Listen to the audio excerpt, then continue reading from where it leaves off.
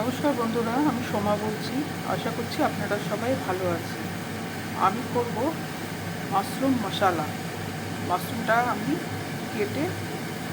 ধুয়ে কেটে নিয়েছি। আমি কড়াতে সাদা তেল দিচ্ছি।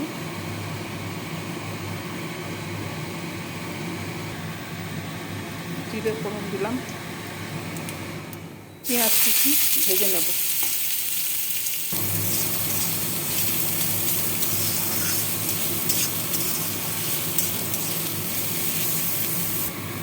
দিয়ে দিচ্ছি একটু সর্ষে,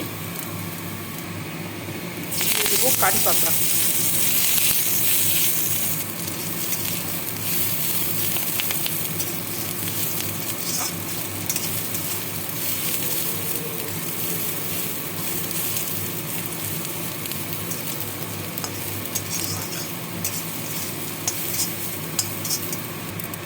দিয়ে দিচ্ছি টমেটো কুচি,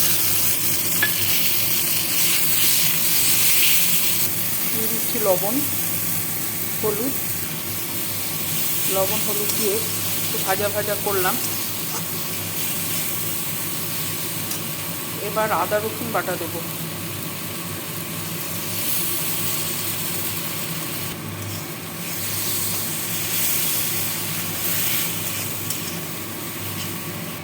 একটু কাশ্মীরি লঙ্কার গুঁড়ো দিই।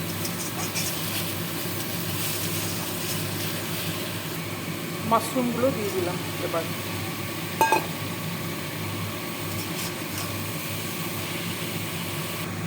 মাশরুমটা আমি ঢাকা দেব। মাশরুমটা থেকে জল বেরোবে, তাতেই মাশরুমটা সেদ্ধ হয়ে যাবে। আমি ঢাকা দিয়ে দিলাম। ধনেপাতা ছড়িয়ে দিলাম, গরম মশলা গুঁড়ো ছড়ালাম। আমার তৈরি হয়ে গেল মাশরুম মশালা। কেমন লাগলো রেসিপিটা আমাকে জানাবেন। ভালো লাগলে আমার সঙ্গে থাকার জন্য আমি আপনাদেরকে অনুরোধ জানাচ্ছি। নমস্কার।